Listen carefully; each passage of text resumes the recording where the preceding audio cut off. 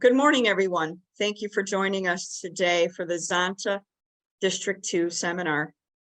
Those who may not know me, I am Liz Tesoro. I am Governor of District 2.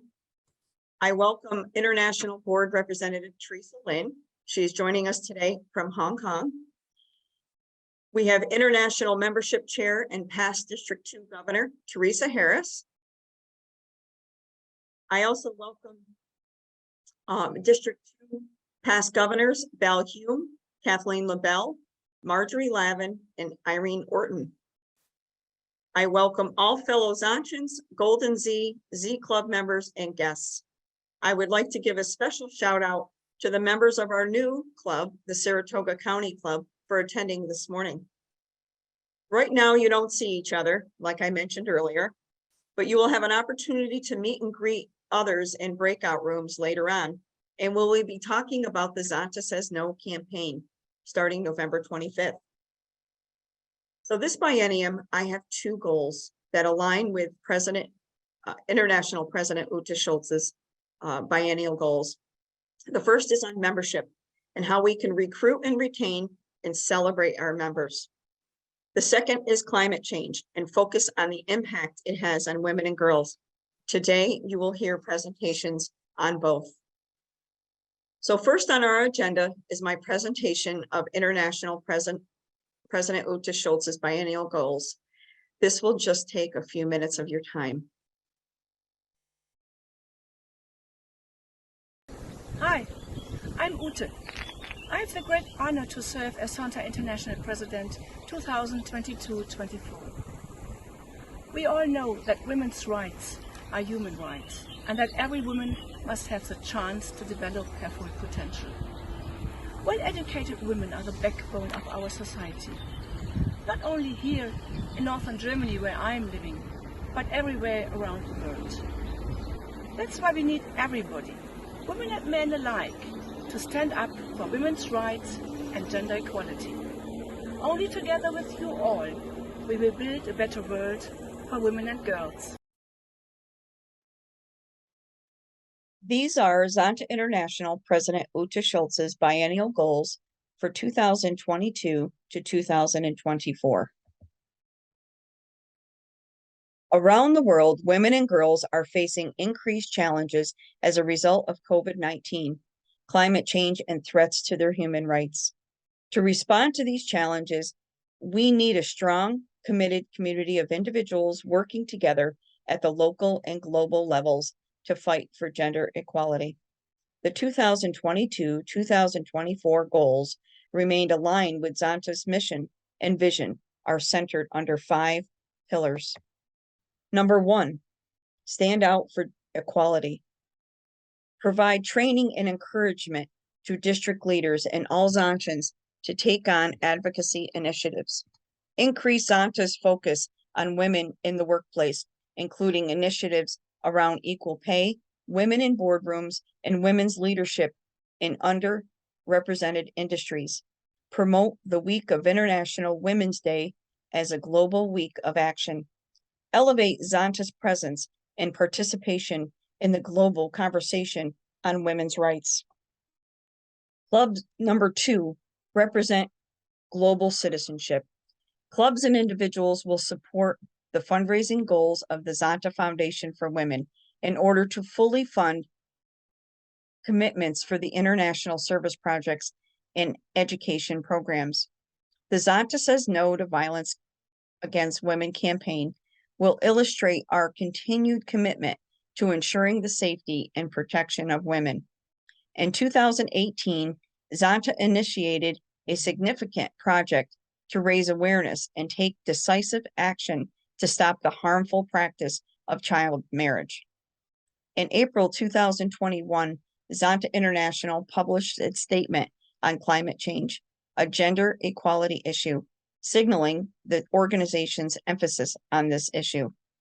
Clubs continue to be shining examples in their communities in how they serve women and girls. Number 3, develop future leaders. Elevate the energy of the Jane Klausman Women in Business Scholarship and Young Women in Public Affairs Awards program ensuring the awards attract and speak to the next generation of women leaders. Turn up the spotlight on the work of Amelia Earhart Fellows as these talented innovators pave the way to ensure that women are represented in future of aerospace industry and a growing space economy. Build and maintain relationships with Golden Z members and encourage them to join or form a Zonta club at or before graduation. Embrace the views and voices of young professionals. Launch the Great Girls and Great Women Cross Mentoring Program. Number 4, my favorite, promote the spirit of Zonta. Honor our 25-year plus Zontians. Value diversity and respect for people of all backgrounds. And lastly, number 5, position Zonta for the future.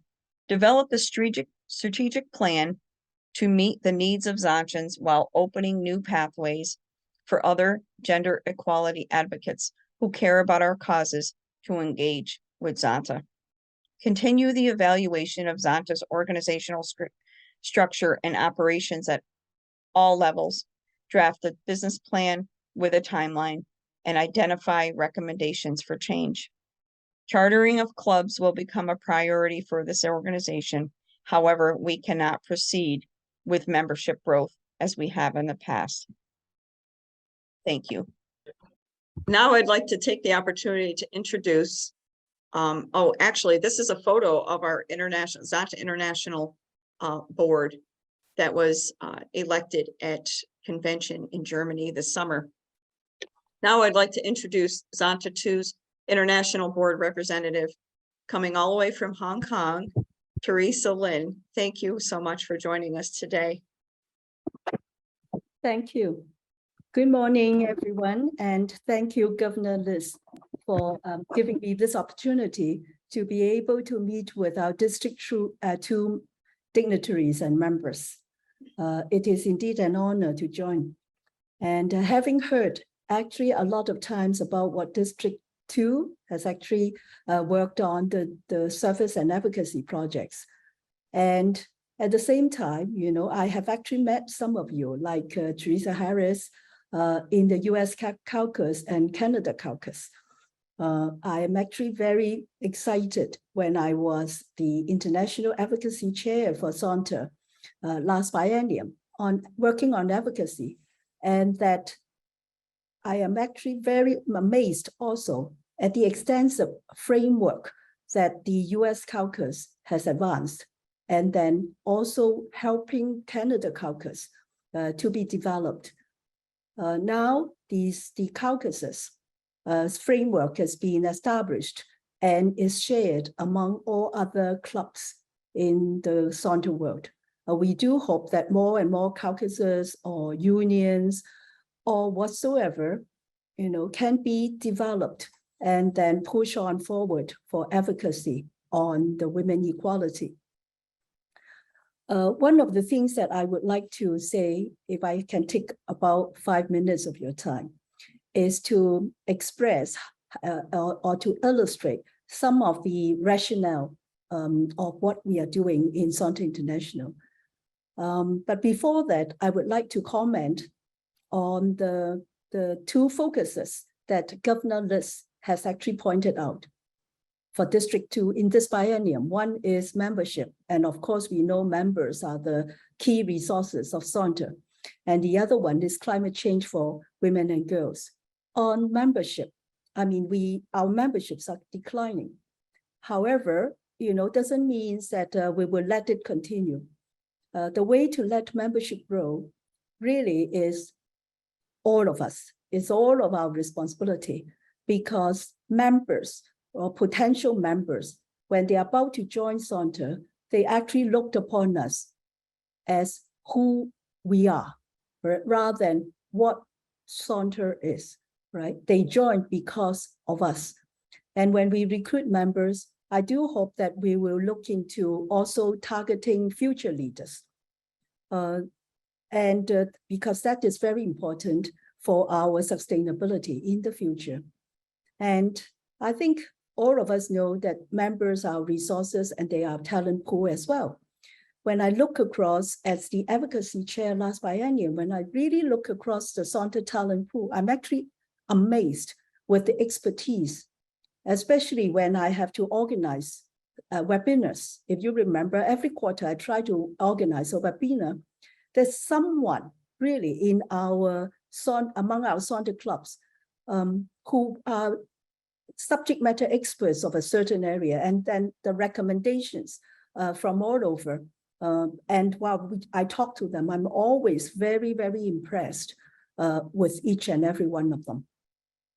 So let's continue our efforts and relying on District 2 to focus and getting more new members to Saunter. On climate change, I'm sure you know that climate change is actually the heated topic in the past 5 years or so. And before that, hardly anybody really worked on it, except for the few environmentalists. But nowadays, it's now in everything that we talk about, every topic we cover is about climate change, because we really see the impacts and the disasters that has been caused by climate change these days. And there's nothing better than yourself focusing on the effort. But Saunter is actually in the forefront of climate change to our women and girls. And that's why we had an educational project in Madagascar. And why Madagascar is simply because Madagascar, I think 94% of their forested area has been deforested. And that is horrible. And therefore we choose that piece of land. And then we try to help those girls and women who are affected by the severe climate change mechanism that we hope to educate them. And as we know, climate change is something more systemic. That means we cannot change it right away.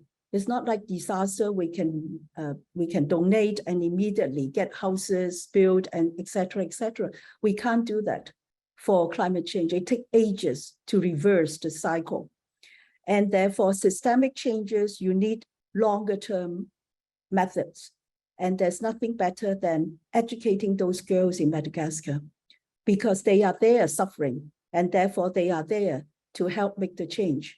And I believe women in all over the world, when we set about to do things, we are determined we can make it done. And then coming to Saunter International, Saunter International President Ute has actually aligned us with 5 pillars. And just now, Governor Liz has actually listed those out. They are stand out for gender equality, represent global citizenship, develop future leaders, and celebrate ourselves and position Saunter for the future. And when I look at those 5 pillars, right, in July, when I was in the convention, I am amazed how President Ute has actually drawn this up, not at random, not at it's actually very coordinated, the way I look at it, because stand out for gender equality is something that is crucial to Saunter. This is the only thing why we are here. And this is the only thing we have worked for 100 years. And with that comes the second one, which is represent global citizenship. And global citizenship is something new in this biennium. The 20 odd years I've joined Saunter, this is the first time I see global citizenship being mentioned. And I look at, and I actually try to see why. And if you look at gender equality these days, it is not just the club activity. I mean, we are trying to line up global. That means from our club to the area, to the district, and that's why we are here, and extending even cross countries, because a lot of the area that we are working from as are actually the problem or the issues is actually cross country. It is not just in our local level. For example, we're talking about say no to violence. Part of that is trafficking of women and girls. They are cross country a lot of the times. So that means we will have to use or leverage on our global network of our members so that we can get the issue resolved as much as possible, rather than doing it single-handedly within our own club. So I actually like this one, which is the global citizenship, which is reminding us that we have to work together, hand in hand, in order to resolve the women issues, what we see today. The third one, which is develop future leaders. I mean, it always relate to membership and always relate to talents that we want to recruit. And it is important because a lot of times people say, actually not people say, but I actually read it in the bylaws, that that whenever we are called, we are supposed to stand up and accept the responsibility given to us. But in the past few years, I actually heard a lot of people, when they are called, they refuse to take it up because they say, busy, too complicated, too much work, etc., and etc. I think when we join Saunter, we have something in our mind. That means we want to help women and girls. We want to help them in a way that within our capabilities, right, to improve the situation. So maybe we should consider looking for future leaders as we recruit members, that people who are active, who are willing to serve as well. So I think this is a very useful one in guiding us in our membership recruitment. And 4, celebrate ourselves. And this is something also new. And I was like thinking when I read this, how do we celebrate ourselves? Then I realized, as we discussed, that a lot of times we as professional women, we work in this environment and we work very hard. We are very serious, sometimes overly serious. I mean, me in particular. And not many people are like that. Some people join us because they want the networking, because they want fellowship, etc., etc. But every member have contributions, and there's no need for everyone to be like ourselves. And therefore, we have to be accommodative. And therefore, we have to recognize, especially when I think through that all of us are actually volunteers. All of us are sacrificing our time, our family time, for Saunter, for our vision, and that we want to do it well. So in such case, shall we not just pat on each other's shoulders and encourage ourselves? And also maybe sometimes cry a little bit on each other's shoulders if we encounter difficulties. So I feel that it would be good for us, for this particular point, celebrate ourselves. And if we do the 4 pillars right, like stand out for gender equality, global citizenship, future leadership, celebrate ourselves, and eventually we arrive at the 5th pillar, which is position Saunter for the future. So I hope with this sort of description or illustration, it would be easier for you to remember and easier for you to implement. Lastly, I want to update you on what we are doing since, what the board is doing since the convention. You remember that you approved the resolution 2, which is to continue with our organization review.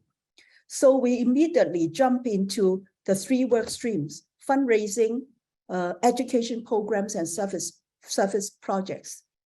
And each of the board members is allocated 1 or 2 work streams. And I am very happy to be joining the fundraising as well as the service projects. And I'm also taking up this task, which I really love to, which is benchmarking with other global organizations. And since the last month, I've been interviewing a number of global organization leaders, checking on how they do their fundraising service projects, how they organize, how they manage, how they control. And there are really some interesting findings. I mean, for example, right, some clubs are very good in getting or zooming clubs. Like when I interview Lions Club, last week. They told me, even in Hong Kong, well, Hong Kong, in Zonta, we have 7 clubs. In Singapore, we have only 1 club. But in Hong Kong's Lion Club, how many clubs do you think they have? 100. They have 100 clubs, and each club has about 20 to 50 members. So you can see the scale that they can work on, even on a small place like Hong Kong. And I am, very amazed how they can do it. Well, and why can't we do it? So this is really something food for thought, for members in Hong Kong. Of course, in fundraising, in education programs, in service programs, they all have different ways of how they manage, how they control. So certain things, I think Zonta do it better, but certain things, I think others are doing better than us. And maybe this is a time for us to ponder and a time for us to learn from people's successes, right? So in January, we are going to pull out all these findings, and we hope that we can formulate a strategic plan for at least going forward. And then we will put forward this plan and ask for all of your opinion and your views, so that it is not a the board coming out with a strategic plan. It's all of us coming out a strategic plan that map the Zonta's future. So thank you so much for giving me this time to illustrate our work in Zonta International, and hope I can meet you in person in June, which is the North America Interdistrict meeting, and also in the District 2 conference in October 2023. Thank you so much. Thank you so much, Teresa. And it is an absolute pleasure to have you here with us today. Thank you. Now, next on our agenda is Zonta International and UNICEF has had a 50-year partnership, celebrating 50 years this year. This next is a video. You'll have an opportunity to see what we've shared together over the years. Followed by this video, you will see a presentation from past District 2 Governor and District 2 Foundation Ambassador to talk about raising money for the foundation and service projects like you see in the video. 50 years ago, when Zonta International began its partnership with UNICEF USA, the world was a very different place for women and girls. In the United States, the women's rights movement was in full swing. The Equal Rights Amendment had just passed both houses of Congress, and leaders of feminism's second wave were making their voices heard. Around the world, however, women's voices were often less audible. Women in Switzerland had only just earned the right to vote. Globally, 543 million women were illiterate, and women in Asia and Africa regularly worked 13 more hours a week than men. Denied their basic rights in many regions of the world, women and girls faced enormous challenges to their health and well-being. The average life expectancy for a woman was 60. Child marriage was much more common, and access to birth control much more limited. For Zonta members, concern for the welfare and rights of women and girls around the world has always been part of their DNA. But it wasn't until 1972, at Zonta's convention, that the organization issued a formal resolution to incorporate global service. Every Zonta club has the responsibility to support, through both monetary contributions and personal service, projects to its own community, but also Zonta International service projects directed toward the world community. That same year, Zonta and UNICEF USA launched their first project together, mobile medical units to serve the health needs of children and mothers in hard-to-reach areas of Ghana. It would be the first of many projects for the partnership. There are so many wonderful examples of the positive impacts of the partnership between Zonta International and UNICEF USA starting in 1972. More recently in Afghanistan, about 4 million women of childbearing age were targeted for tetanus vaccination. In 2003, Zonta International helped to support 4 cities and 8 rural districts in Kabul province. And then from 2008 to 2016, Zonta and UNICEF's partnership in Rwanda helped to contribute to a nation free of AIDS and new HIV infection among children, adolescents, women, and families. Over decades, Zonta's contribution has led to thousands of saved and improved lives in countries like Burkina Faso, Afghanistan, Nepal. Together, these two storied organizations have helped girls access an education in Madagascar, helped combat child marriage around the world, and created the Well Water Project in Sri Lanka that spurred the creation of the Zonta International Foundation, now the Zonta Foundation for Women. Most recently, Zonta and UNICEF USA's partnership has reached across the mountains of Peru to address the needs of indigenous and rural adolescents, helping them avoid childhood pregnancies and grow in an environment supported by social-emotional learning and safe from violence. Some of the greatest progress has come from simply including girls in the conversation and ensuring their participation in decision-making. At UNICEF, we're ramping up our partnerships with women and girls networks to do more of exactly that: listening, bringing girls to investment roundtables, and creating spaces for their ideas and voices. Our next steps must include asking girls when we design programs for them and with them, will this make a difference? How can we improve? And when we're implementing those programs, were you satisfied with our support? What needs to happen next?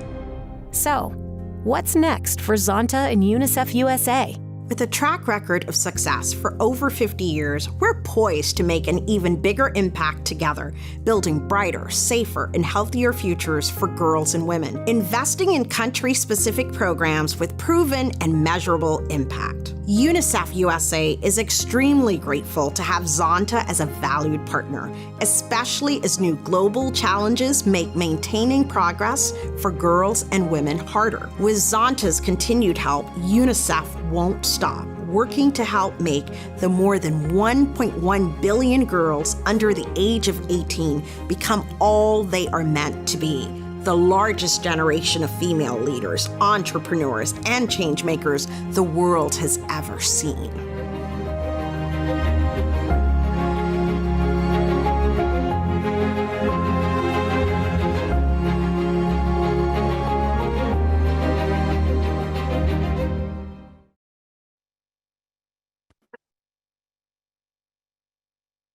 Good morning. Irene Orton, your District 2 Foundation Ambassador, and I come to you today to talk to you a little bit about the foundation. I don't know about you, but it really makes my heart proud to be a Zontian and to help women and girls all over the world. We constantly need reminders that we are not the only women on this earth, and that as Zontians, it is part of our responsibility to support our service projects directed toward the world community.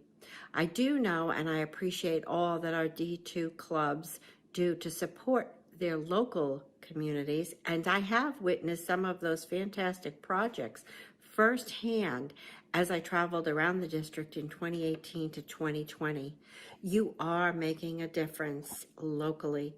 However, as your D2 Foundation Ambassador, I ask you to also consider supporting our Foundation for Women and international service projects as well. Although the work of Zonta International has made great strides in the United States, the women outside the small number of developed countries face huge challenges. Almost a third of the world's population faces food insecurity. Over 60 million girls are not in school.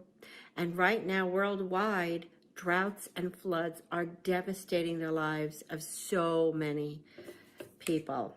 For example, women in sub-Saharan Africa collectively spend about 40 billion hours a year just collecting water, and 35% of women live in authoritarian regimes, most of which suppress women's rights.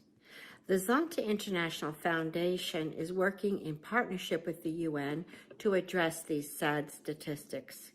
ZI can't fix all of these problems, but we can't stand by and ignore the plight of so many women. We need to do our part, and together we can make a big difference. Each dollar we give to the foundation goes to programs that are chosen, monitored, and sustained by the United Nations with real results.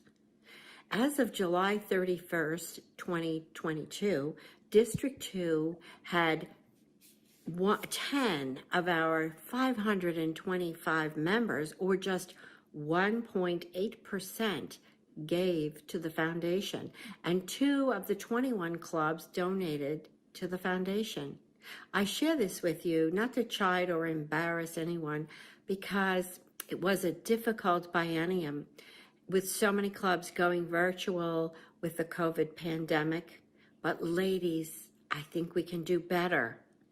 We were born into the richest country in the world, and we need to offer a hand up to those that were not. Helping these women is a cornerstone of Zonta. There are many tools and suggestions on just how to support the foundation on the ZI website. One popular approach is to hold a special event or a sale with all of the proceeds going to the foundation. Just make it a special event, not to just take away from the money that you raise in your own fundraising for your local communities, but make it a special event. I learned of a fall bulb seed selling event, a Zoom gently used pocketbook fundraiser, just to name 2. If you go to the Zonta International Foundation tools on the ZI website, you will find many resources for your club. There are templates for postcards, brochures, as well as many ideas for fundraising as well. Some of the clubs in the PowerPoint that you can find on that website were working successfully with only 6 members. The resource has 279 slides, but in particular, visit slides 55 or 74. Lots to read through, but oh, so helpful and inspiring. To make a gift and send a personalized note to someone, visit zonta.org/mypresentforthefuture toolkit. There are 5 special cards that you can use to go along with your donation, as well as other great marketing ideas. As I said in the newsletter, when a gift-giving opportunity arises, rather than gifting someone with more things, consider making a donation to the foundation in their name to ensure that Zonta will continue to have the necessary resources to meet and carry forward the programs and the projects that will empower women and girls for generations to come. I'm working on a special fundraising idea for the district, a governor's purse, because my bag is the foundation. Look for details in the near future. Lots of prizes and a chance to win a really special pocketbook. Contact me at foundation@zontadistrict2.org if you need further assistance, and know that I look forward to celebrating your successes with you and your clubs this biennium. Thank you.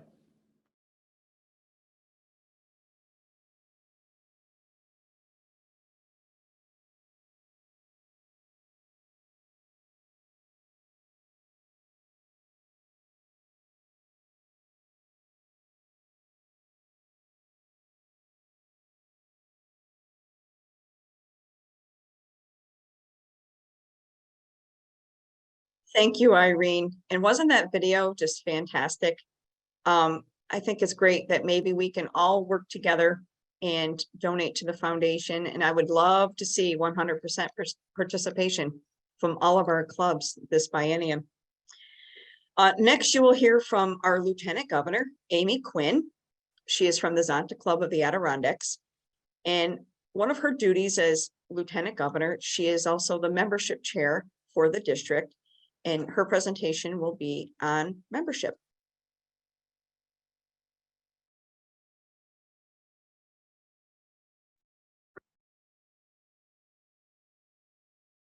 Good morning. I am Amy Quinn, a charter member of the Zonta Club of the Adirondacks. I'm proud to serve this district as its newest Lieutenant Governor and help grow its membership as the District 2 membership chairperson. The mission of our organization is as vital today as it was 103 years ago at its inception. As women continue forward, determined to take a seat at all tables where decisions are being made, we recognize that ending child marriage, trafficking in persons, lack of education for girls, and violence against women are vital in order to achieve equality. But to do this work, we need involved, motivated members. I'd like to share an area of concentration that I believe can help grow membership in your clubs: an audit of your current public relations. Who does your community think you are? People won't join Zonta if they don't understand Zonta. If your club is less than 10 years old, there simply may not be brand recognition. It's hard for us to believe as people who spend a great deal of time working for and thinking about Zonta, but it's true. As a charter member of our club since 2017, I feel like I spend half my life typing, posting, and sharing about Zonta. But in the Adirondacks, I often hear people say, "What is Zonta?" We can't take for granted that people know our mission. The rule of 7 states that a prospect needs to hear an advertiser's message at least 7 times before they'll take action to buy into that product, service, or message. Are you really sure everyone who might be a prospective member knows what Zonta is, what Zonta does, and what Zonta stands for? Even if your club has been around for decades, you should also ensure that people have a strong understanding of what Zonta does in the world. Don't take your club's storied success for granted. Younger, newer, or even long-standing community members may recognize the name, but may not know that Zonta is more than just a Rotary Club for women. Do people in your city or town think that your club is invite only? Do they think it's only for members of a certain neighborhood, education level, religion, or social status? We know that it's not, but does everyone? It's important that we continue to broadcast the message that Zonta welcomes everyone aligned with its mission, and that everyone is always invited to learn more. It's also important to ensure that you are sharing the breadth of the Zonta mission regularly as part of your message. We all join for different reasons. Some prospective members may be drawn to ending violence against women in their local community or to become involved in our scholarship program. Others may be inspired to join because they are moved by being part of a larger international organization that makes change around the globe together with women from other nations. We need people interested in all of those things, and we need to make sure that people are aware they can work towards these goals as part of their local Zonta club. How do you broadcast your club's message? Does your club have a regular column in the local newspaper? Many local papers are unfortunately struggling, and clearly written press releases are welcome for publication when staffing these papers becomes a problem. It's worth an ask of your local paper. If not a column, try a letter to the editor. Does your club have an easy to hand out current business card that directs potential members and sponsors to your club's contact information? Do you have these cards on hand at all club's events and a few in the pockets of your current members to carry for handing out? Finally, it's impossible to ignore digital media in terms of communicating a message to the public. What do your public-facing digital footprints look like? Your club website should be up to date. When someone Googles the name of your club, what do they see? When your website pops up, what does it look like to someone who knows nothing about your Zonta club? Was your last post a 2017 fundraiser flyer? Could your club's website use updating or even an entire makeover? Social media, Facebook, Instagram, and maybe even Twitter are vital to keeping our clubs in the sightline of prospective members. Posting once a month or even a few times a month won't likely be seen thanks to the complicated Facebook algorithm. Your best chances of having your messages seen by those who might be moved to join your club is through regular posting of fresh content, photos, quotes, announcements, and links to content about women around the world, both Zontans and others who inspire. If you always do what you've always done, you'll always get what you've always gotten. Take some time this fall at your club's board meeting or regular meeting to brainstorm how you are seen in your community and what you can do to make that reputation more inviting, engaging, and open. This biennium, let's challenge ourselves to mix it up. Set a club membership goal for this biennium and then beat it. We are about to celebrate 103 years and we're just getting started. Well, it would be wonderful to live in a world where no women, no violence, and women are achieving at equal rates to men in each and every sliver of modern society without barriers, prejudice, or harassment. We know that we are simply not there yet, and we need fresh faces to keep the mission going. There are many who are aligned with this very mission, but simply do not know about Zonta or have never been asked to join. It takes a lot of courage to call or email strangers and ask to join a club. As my grandmother used to say, it's always nice to be invited. Let's remember how important it is to ask others to join us at our proverbial table to move our message forward. Thank you for all you do for Zonta and for women and girls everywhere. I really look forward to working with you.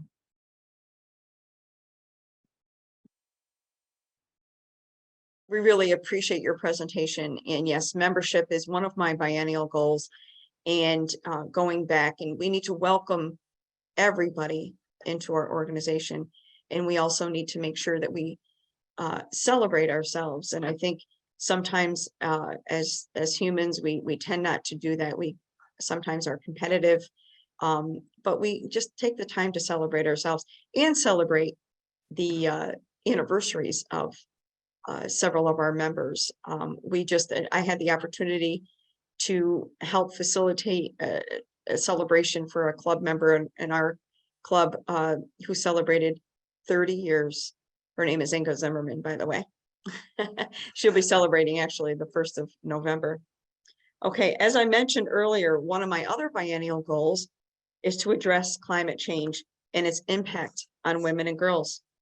The next presentation is given by Zonta District 2 Advocacy Chair, Siobhan O'Hora from the Zonta Club of Syracuse.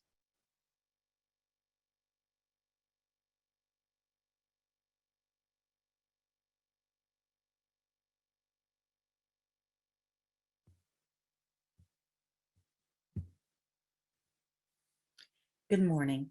My name is Siobhan O'Hora, and I am the District 2 Service and Advocacy Chairperson. I have been asked to speak with you about how climate change affects women and girls, especially in relationship to water. Global environmental disasters are occurring more frequently due to climate change and weather-related emergencies. So, what is the big deal about water? In August and September of 2022, the newspapers were filled with stories about heavy rainfall and floods in Colombia, Mexico, Haiti, Texas, West Virginia, and Pakistan. Severe flooding is caused by atmospheric conditions that lead to heavy rain or the rapid melting of snow and ice. Overflowing rivers, collapsed dams, and climate change can also cause flooding. Geography can also make an area more likely to flood. Bangladesh is the most flood-prone area in the world, and cities on the coast are at risk of flooding with high winds and extreme sea levels due to climate change. In the first picture here, you can see a woman, an older woman, and a child trying to escape floodwaters in India. In the second picture, we see Syrian refugees who have already fled their homes, facing flooding while in a Lebanese refugee camp. There are many effects of flooding, including the loss of human life and livestock, damage to property and crops, and deterioration of health conditions due to waterborne diseases, as well as food scarcity. Opposite of having too much water is having too little water. In some parts of the world, summer of 2022 was the hottest and driest in hundreds of years. It's providing a look at our climate future. China, Europe, and the Middle East, the Horn of Africa, and parts of North America are all enduring record-breaking droughts. There are many effects of drought as listed here. Drought can have serious health, social, economic, and political impacts with far-reaching consequences. Water is one of the most essential commodities for human survival, second only to breathable air. When there is too little water, conditions can become difficult or dangerous very quickly. Here are a couple of pictures that show the impact of drought.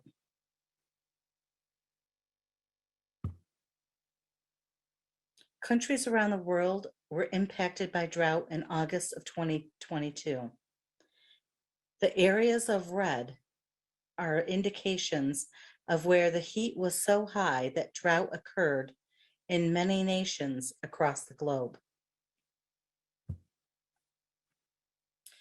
So how does climate change affect women and girls? Firstly, there's increased risk of violence against women and girls. When women and girls' homes become uninhabitable due to a weather-related disaster, they are forced to migrate to camps for displaced people, where living under temporary tarps or bare plastic sheets can expose them to violence from strangers. Gender-based violence, sexual abuse, and harassment occur frequently in relief camps and shelter homes. There's an increase also in child marriage. When parents are struggling after they lose everything in floods or drought, they may feel that marriage into another family may help keep their girls well fed and safe. Girls are often seen as an extra burden in times of crisis.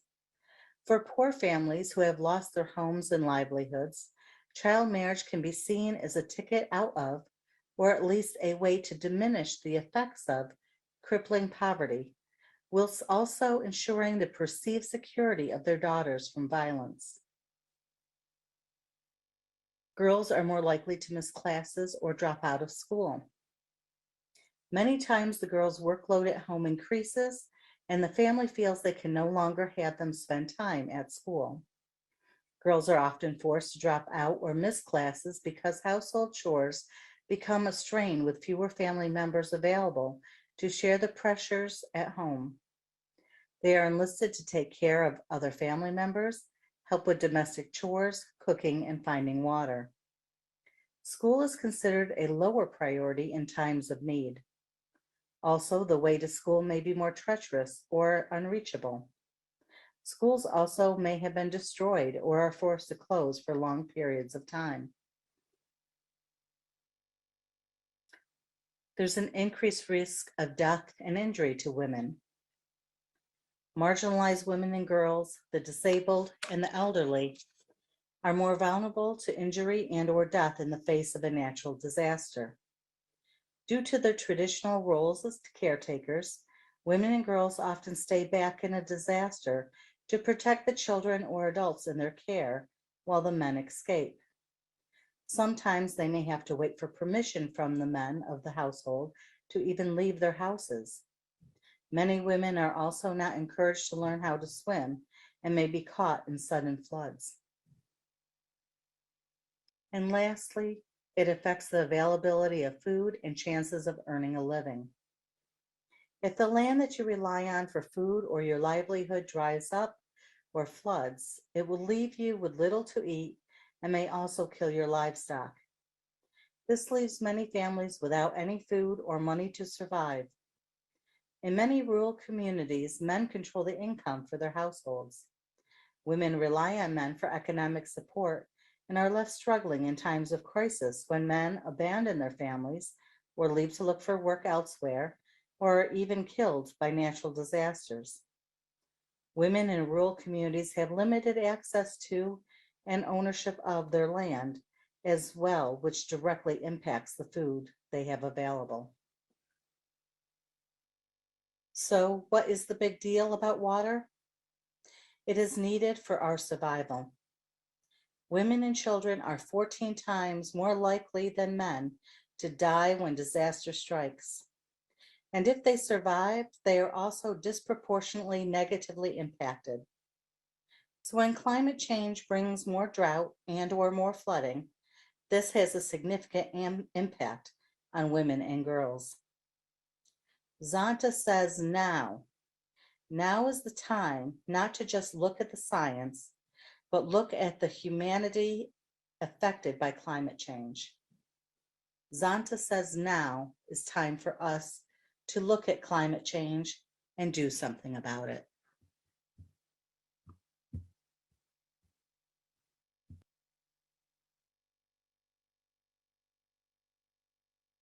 Thank you, Siobhan.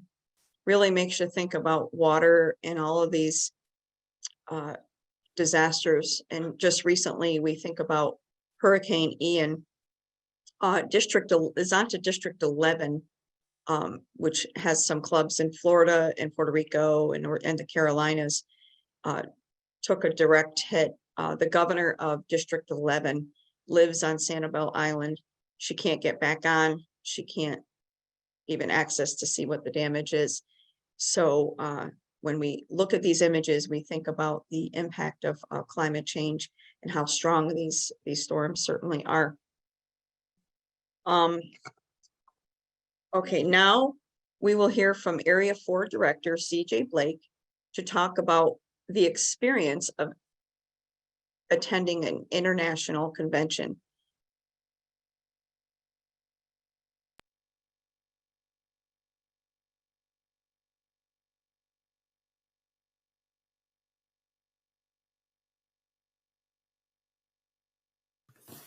Good morning, everyone. My name is CJ. I'm the Area 4 Director and a member of the Zonta Club of Ottawa, Canada. I've been asked to give a bit of a presentation on my experience at Zonta International 65th Convention in Hamburg, Germany this past June. Here's a photo of me in front of the conference center in Hamburg. And Willkommen means welcome in German. And I definitely felt welcomed in Hamburg by all the German Zontans and Zonta International, and it was just a very well-run event and a great experience for my first convention. It's not hard to make friends with Zontans. We have the same foundation and values that bring us to convention together. So I've met folks from USA and Australia, New Zealand, and Italy, and you might even recognize Val Hume in the bottom left corner.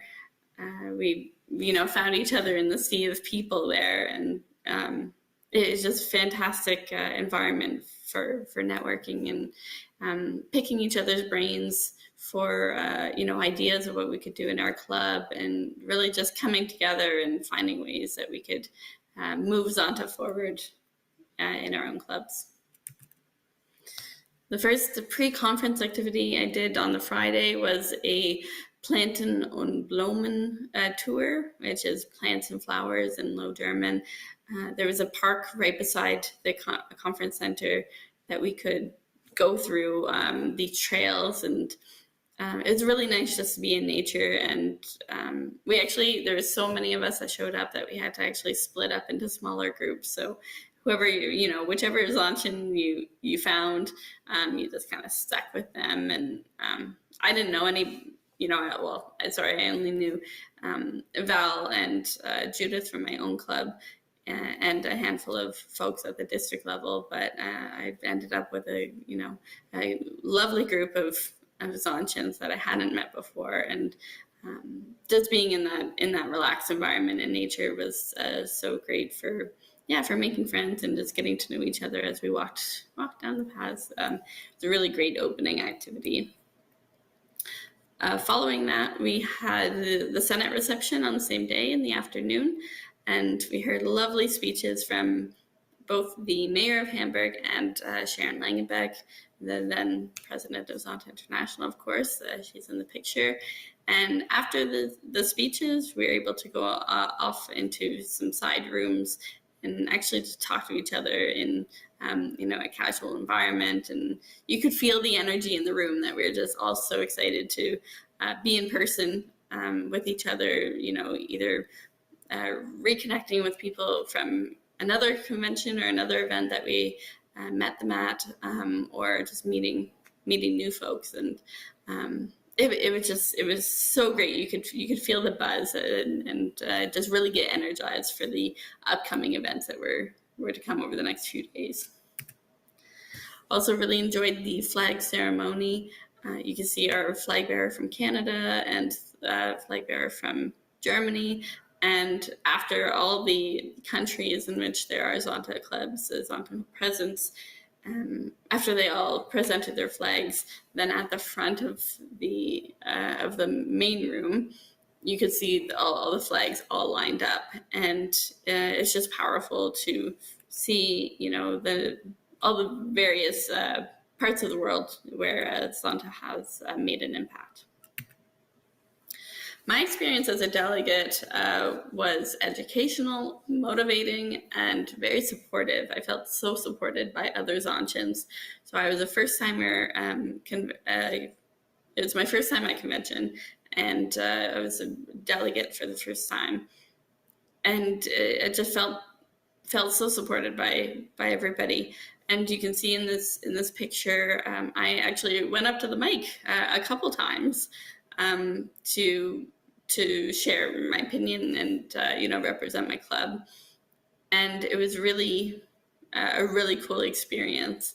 And I had people coming up to me on break after and be like, yeah, I really agreed with what you said. And, other people expressed like, oh, I wouldn't have gone up to the mic. I just, not brave enough, I guess. And so they really commended me for putting myself out there. And so that was the empowerment piece. I felt empowered by other Zontians, because nobody was like, you shouldn't have said that. I was like, no, you go, you speak your mind. And, if you think that there's something wrong with the wording, then why not get up to the mic, So it was really cool. Even though there were like 2,000 people in this room, I didn't feel at all like I shouldn't have been the one speaking. So it was a really open environment for even first timers to jump up to the mic. We did have to vote on bylaw changes, so I'll just summarize those, and resolutions come next. So first, we changed independent members to be supporting members, just a terminology change. Chairman is now chair. And at the club level, 2 offices may now be served by 1 person. So for example, the vice president and the secretary could be the same person. Area directors may now serve for 2 terms instead of the 1. And there was a proposal for junior Z clubs to be created. However, that was not passed. As far as resolutions go, young professional status is now up to the age of 35, up from 30. The Women in Technology Scholarship has been continued. The Zonta Says No to Violence Against Women campaign has been continued. And there was a resolution for to allow daily registration for conference, and that was defeated. There will also be now an overall review of ZI conducted. This was accepted by the membership. There are key upcoming dates, as you'll be seeing this on October 1st. The Whova app, which was our main convention app and very helpful for, connecting with people and chatting. The materials are no longer on there as of September 28th. However, the key videos of recordings of sessions should be now on the YouTube channel as of September 28th. And it was shared that the next convention will be Brisbane 2024. So I'm very much looking forward to going back to convention and seeing the people that I saw, that I met for the first time in Hamburg, and I met quite a few Australians, and so it'll be great to be on their home soil. My advice for anybody who wants to go to convention is just to make it happen and give yourself that opportunity to really connect with Zonta, and just get that feeling that you are a part of something bigger and that we are making a difference, because you might just have 20 people in your club, for example, but you are part of thousands globally that are all fighting for the same thing. So it's really, really a cool feeling. I'm a little speechless when I talk about it, because my experience was just so great in Hamburg, and I wish everybody who has the ability and the means that they get that feeling too. Everybody should feel like they are making a difference who we definitely are. Yeah, overall, great opportunity to meet Zontians, and you learn so much about projects and policies and procedures, which, yeah, it just really helps you connect with not just the what we were doing, but the how we were doing it, and you get like the whole picture of Zonta International and what we're a part of. Thank you for listening to my presentation. You can also reach out to me if you have any questions about specific aspects of my experience. I would love to share more.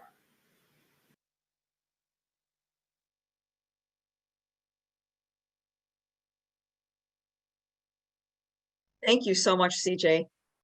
Kind of makes you want to sign up for the International Convention in Brisbane in Australia. I'm really looking forward to it, and I hope that nothing comes up that I cannot attend. So it is invigorating, and it's nice to hear from a club member who was able to attend and be a delegate. So thanks again, CJ. Now, without further ado, we have some club awards.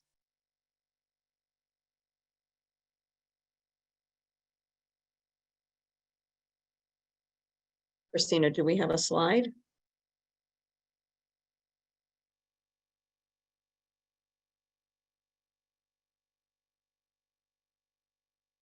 At this time, we have a presentation of awards by someone who doesn't need any introductions. Teresa Harris is an immediate past District 2 governor and has been appointed International Membership Chair for Zonta International. Teresa.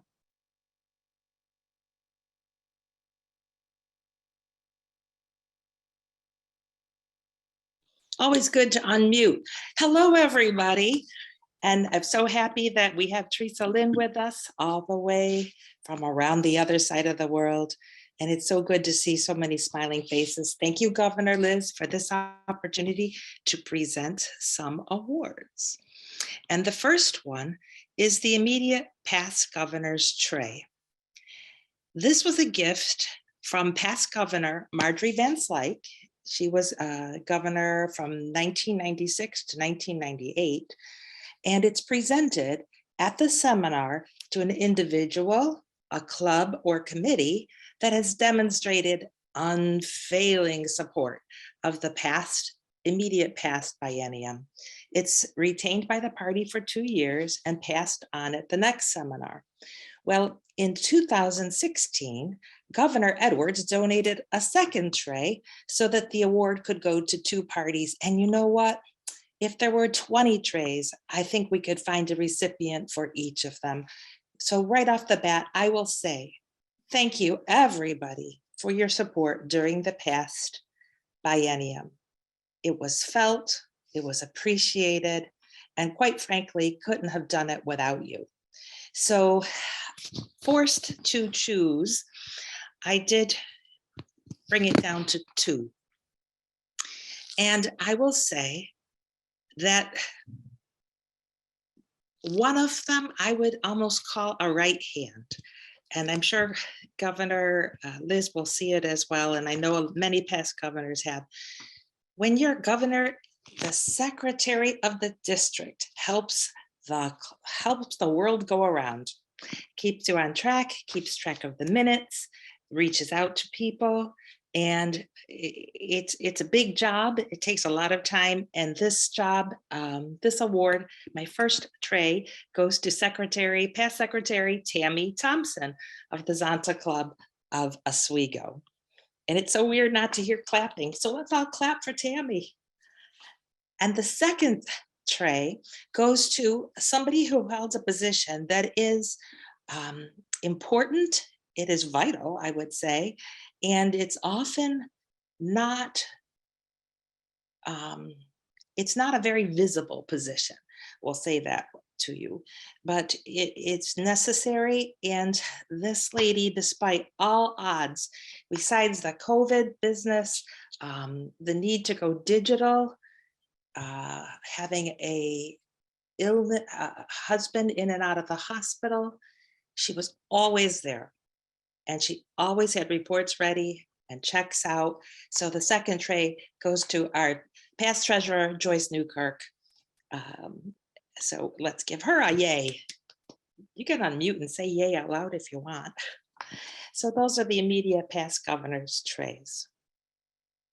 The next award is the Zonta International District 2 Honor Award. This award was initiated and developed by past Governor Margaret Mitchell, who was governor in 2008 to 2010. And this award is to be presented to a club for an event that displays a sense of teamwork in working together to promote the mission, or a project, maybe Amelia Earhart event, a fundraiser, initiation of a Z Club, a service project, hosting a seminar, a conference, or a workshop. Well, you know, last biennium, District 2 had its very first electronic conference. And there was a club that was the host club as far as hospitality goes. And this award places emphasis on creativity, originality, and cohesiveness in building a club spirit. It's only presented at the seminar that follows the immediate past governor. This one is going to go to the Zonta Club of Oneida. They put together, as a team, they all came together, they got various vendors and to contribute things, and they put together a swag bag package and came and packed it, and it was mailed out to everybody who attended the conference. And it was just a joy to see the club working together, the creativity that they came up with and the things that they put together. I thank you very much. And this award goes to you under the leadership of Cindy. Very, very well done. Thank you. And then the last award, Governor Liz, do you want me to do this one now, or do you want this at the very end? For the year? Yes. We can wait to the end. Yeah, I will go to my two awards. My award is the governor's, and bowl is an award that recognizes the effort of a club puts into attendance at the district seminar or district. The club is based on the calculation that weighs the number of registrants from the size of the club and the distance the club from location. We don't have to worry about distance today, but I am honored. One. This one here goes to the Zonta Club of Montgomery. Say it again. This one goes to the Zonta Club of Montgomery Fulton. Ooh. We have 13 members and we have 8. So that comes up with 61% of our club is in attendance today. So I'm very honored. Thank you so much. Okay, the next is the membership tray. This was in the name of Evelyn DeWitt, Zonta International President from 19 to 1980, and shall be awarded to the club that has the increase of membership during the past Zonta year. So that's June 2021, 2022. And it's as a percentage of its membership of the preceding year. And the winner is the Syracuse. Yay! They have a 21.7% increase in membership. So let's hope that we can continue to have that in all of our clubs. And without further ado, Teresa. Okay, well, congratulations to Montgomery Fulton and Syracuse Club. Syracuse as the membership chair for the International. I just give you an extra kudo. Amy and all from Syracuse, that's fantastic. Keep up the good work. Well, now, if you could please put your hands on your table and give me a little drum roll. It's time for the Zonta Club of the Year. Drum roll, please. Yeah, okay. This award it's a plaque, is presented each year of the biennium at the seminar or at the conference, so it's an October award, to the club that exemplifies qualities in an area appropriately chosen by the immediate past governor and the governor, the current governor. So Governor Liz and I have chosen the area of Zonta International Support. Last year, I was so proud to be your governor when we had 100% of all of our clubs making the donations to the Zonta Foundation for Women. This is what is expected for us to do each year. And it was a difficult year with fundraisers. Well, you know, the COVID thing, right? But y'all came together and did it. So congratulations. So if we went only by that criteria, everybody would be the Club of the Year. But we only have one plaque. So we went on and we looked at the clubs, and there was one club that not only gathers and submits applications for the scholarships and award program that are distributed by District 2, funded by Zonta International, and by the way, cost the clubs nothing but effort to award. So in addition to that, they have produced a board member this year, and they sent 3 members to the International Convention. So this year, Club of the Year Award, I'm proud to present to the Zonta Club of Ottawa. And you just saw CJ's presentation. She was the president of the club at that time last year. So congratulations to everybody from Ottawa. And also, I forgot to mention that one of them, Teresa Lynn will know, has also stepped up to convene the Canada Caucus. So great job. Thank you for your strong effort, not only in your local community, but in the district and international. We appreciate you. And that concludes my report. Governor Liz.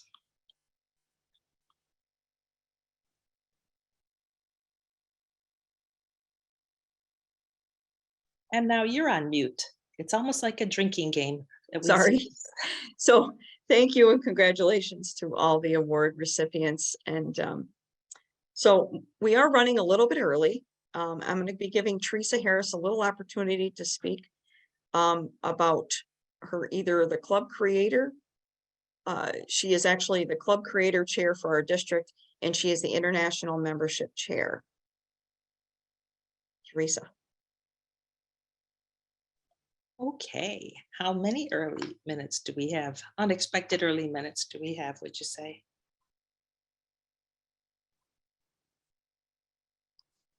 Ten. How many? About 10?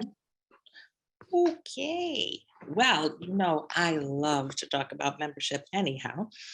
And I can't underscore what both our director, Teresa Lynn, said, as well as Liz have mentioned, and of course, Amy. We can't keep it a secret anymore. We've got to get the word out. So starting with your public relations is a good thing. I wanted to speak for a red hot second about club creators, because we made some history in international and district this year with the creation of a new committee. We have the Zonta Club Creators Committee in District 2, but it's also all around the world. Every district has a Club Creators Committee. And I was going to show you, I can give you an inside scoop by sending you a video link that explains it explains it really well what it is.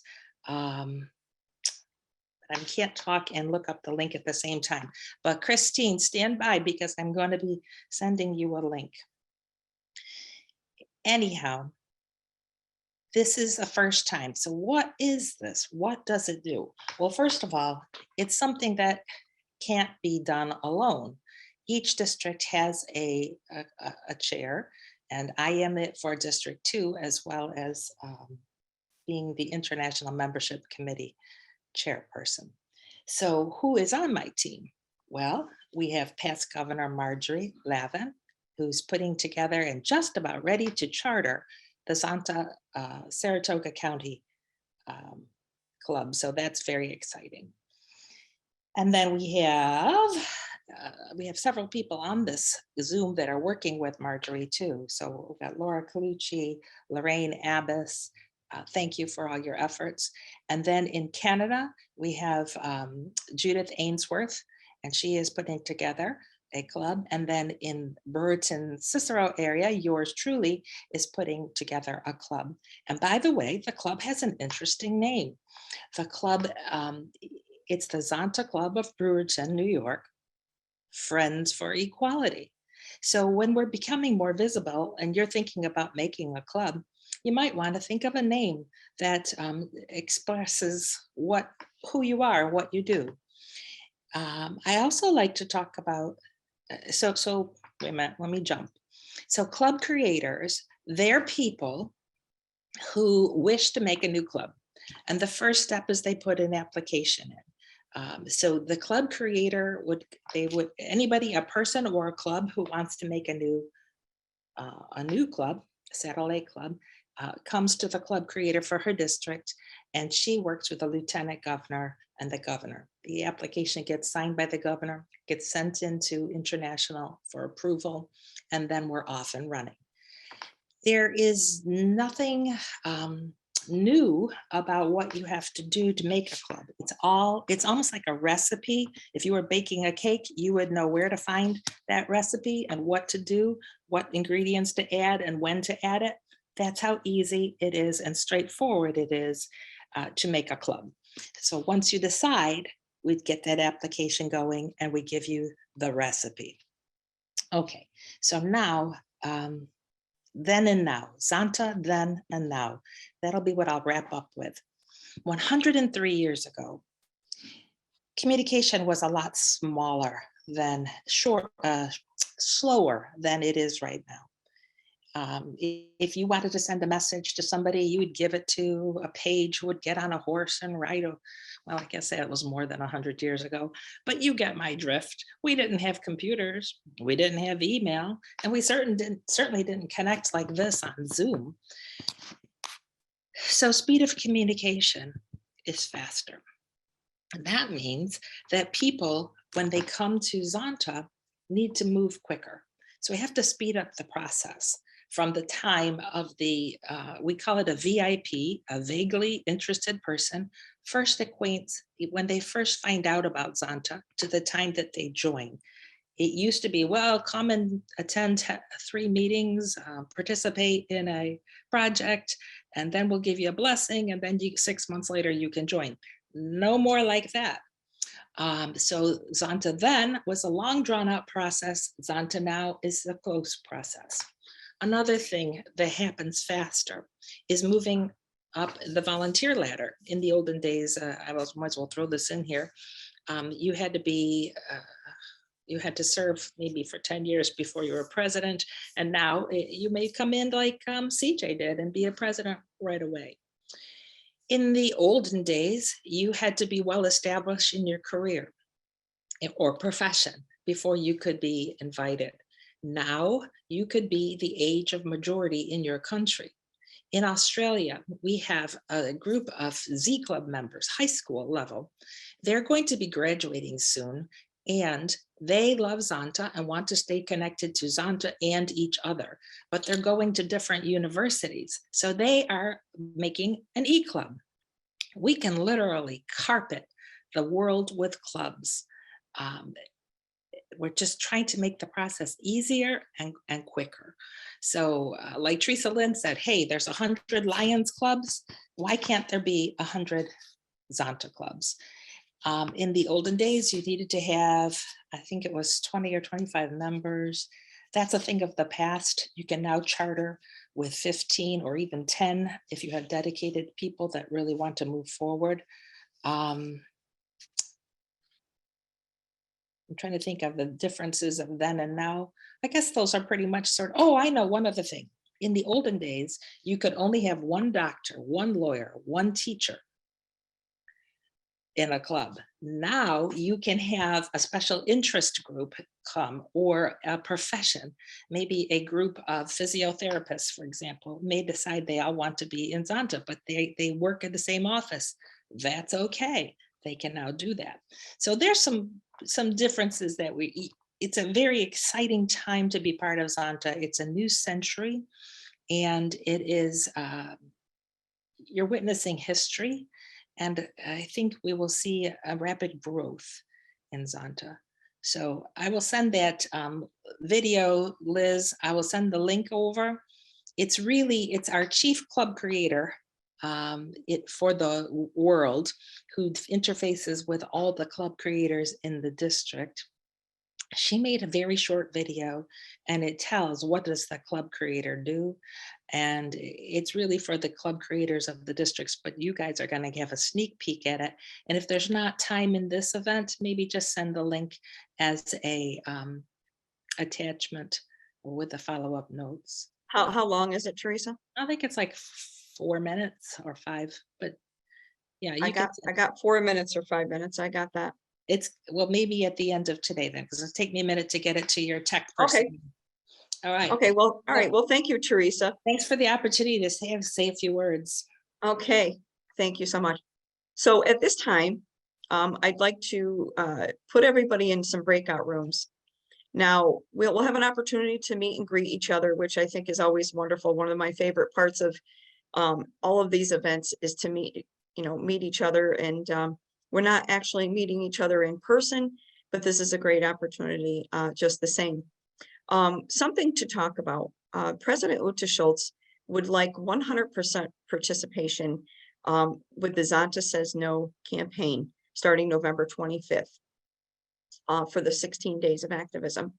So one of the things that I'd like everyone to talk about in this breakout room is maybe share some ideas and maybe get some ideas of what your clubs can be doing. And there is also tools on the zontasaysno.com website. There's a press kit, there's ideas what your club can do. And don't be afraid if your club is small and you don't think you can do much. There's so much that we can all do, like sharing different things on social media that Zonta International does.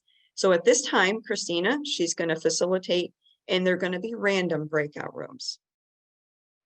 So I hope everyone was inspired and, shared some great ideas, and probably repeating myself, but, there's a lot of things that we can do to do the Zonta Says No campaign. And it's as simple as sharing what Zonta International has for those 16 days of activism. And even if we have a project, let's all take that opportunity to share those things. And sometimes if you notice your Facebook pages or your Instagram, people share from that. So the more that we share, others share, and the more that we get the word out about Zonta and violence against women. Okay, Teresa, do you have that video?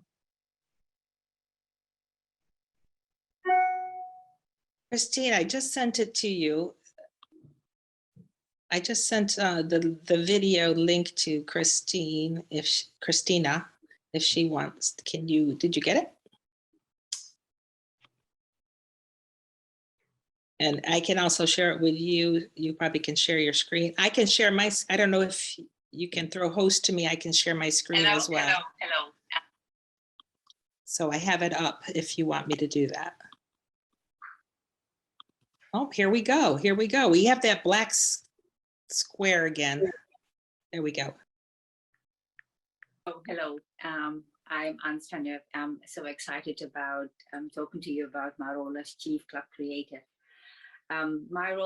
My important role is to work with the club creators. You've probably been assigned the role of club creator by your district governor, and perhaps you're wondering, what's my responsibility? What am I supposed to be doing this biennium? And really what I would like to help you with is to get a sense of what your role is as a club creator. As a club creator, of course, the C, I want to start with the C for you as a club creator. as a club creator, your role is to form a committee. You're not doing this on your own, creating a new club for your district this biennium. You're doing it with a committee of experienced Zontians who are going to, together with you, develop a plan how and what sort of club you would like to establish in your district in this biennium. Maybe a club of in a new town, or a club in a new city, or in a new country, or perhaps a special interest group. You and your club committee need to start doing that now. Think about what it is that you would like to achieve in this biennium. Now, the R that I want to introduce to you next is the resources. As soon as you have your committee, you will look at the resources. Zonta International has a lot of resources that outline what's involved in creating a new club. You don't have to write any new material. It's already there on the Zonta website. Under the membership tools, you will find all the resources that you need to create a new club. The R is also for your regional representative, who is going to be your right-hand person this biennium to create this new club. The next step, once you have done your committee and you have looked at the resources, you engage the governor. The E stands for engagement. Engagement to let the governor know, to let the lieutenant governor know of your intentions to create a new club in your district. That's the E. Because it is the governor that has to do the A for authorization. The authorization form is a request that goes to Zonta International. As soon as you have thought about the club, that authorization form goes to Zonta International board to make sure that the board will give the approval for you to go ahead and create that new club in your district. So the committee has done this work, thought about a club, and then the resources and the authorization form have also been completed. Then the real work begins with the T. The T stands for tactics. The T stands for thinking. The T stands for time. The T also stands for target. This is really an important step in creating a new club, to really think through how and what you would like to achieve and how you're going to go about it in this biennium. The last letter is the E. So once the committee has really done a lot of its work, it is actually the E for execution, doing it. Do what you set out to achieve this biennium, to create a new club, and to work together to make Zonta International a very successful organization. As my role as my role as the chief club creator is to help you to create a club in your district. Ideally, I'd like to see some authorization forms coming into the Zonta International board fairly soon, because it will take time for you to really get together working on creating a club. And that, my friends, is wanted to share with you for the next 2 years. I'd love to be side by side with you as your resource, as your guide, as your club creator, to help to realize, to create a club for your district. Thank you. Okay, this is going to sound a little nuts, but the fastest and easiest. It might sound a little nuts. I might sound a little nuts. Sometimes you feel looking up. Thank you, Teresa, for sharing that video. And this comes to a close of our morning. I really thank everyone for coming today. I thank Teresa Lynn, our international board liaison. I thank all of our presenters, very inspiring presentations. I am very honored to have you part of our team for District 2 this biennium. I would like to again congratulate all of our award winners. And at this time, is there anything else that you would like to say, Teresa Lynn, our international rep? I just want to thank everyone for participating and for Governor Liz for organizing this seminar. It's very informative. As I sit through all of this, and I was in the room, in the discussion and hearing what the activities people are planning for the coming, 16 days of activism. I seem to know a lot more through this seminar, District 2 and Songtions. So I hope to be able to be affiliated more through your other area meetings or other meetings that you may have. Thank you, Liz, for having me. Thank you. Well, thank you again. And we really appreciate your time. We know it's 12 hours difference, so it's almost midnight at your time. So I know it was very compact. And so I didn't want to keep everybody's time too long. But again, I appreciate everyone for showing up, and I am honored to be your District 2 governor. Take care, folks. Before everybody exits the room, Christina. Before everybody exits the room, if we don't mind just holding tight for a couple seconds, Governor Liz has requested that we do a quick screenshot to see everybody in one view. So hang tight. Are we gonna see Liz's? Are we gonna see Liz's scarf? Oh yeah, Liz has a scarf too. Hold on, let's go back to that. Okay. Oh, pretty. That's different Zontions. Oh my goodness. Hold Can you guys all see my this? gosh. Yeah, just hold it still for a second. It's very cool. You'll notice a lot of Zonta says no orange colors. Yeah. If you don't have an orange shirt, you have a permission to get one. The Zonta store. So this was, like I said, a gift from President Uta Schultz. She gave it to all the incoming governors and her committee chairs. So it's very unique, and I wear it with pride. That's for sure. I'm going to choke myself. Teresa, I think you have one as well. Yes. Teresa Lynn, you have one as well. Yes, I do. It's beautiful. Wonderful. Wonderful. Okay, I'm gonna. So Christina, did you get your screenshot? I'm taking them right now. She'll take 3.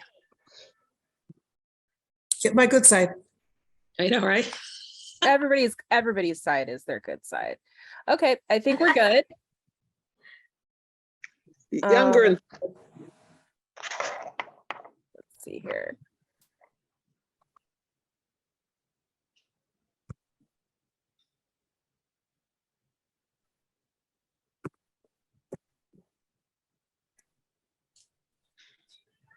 Sure, my print screen button's working. We're gonna see Inga's steering wheel. This one. As long as she's not crashing. Oh no, leave the phone down. Leave the phone down. It's so nice to see everybody. Okay. It is. It's great. And Max is here. Come close, Max. There you go. All right, pictures are done. So Liz, that's all you. One more thing. I'm sorry to keep everybody, but I could have not done what we did this morning without Christina Vasquez's help. Irena is also, she is actually our webmaster, and Christina is on her team. And certainly without our IT help, we couldn't do what we do. They certainly make me shine in so many ways. So thank you so much again. And thank you for joining us this morning. I really appreciate it. Okay. Thanks, everyone. Goodbye, everyone. Bye-bye. Bye now. Have a good weekend.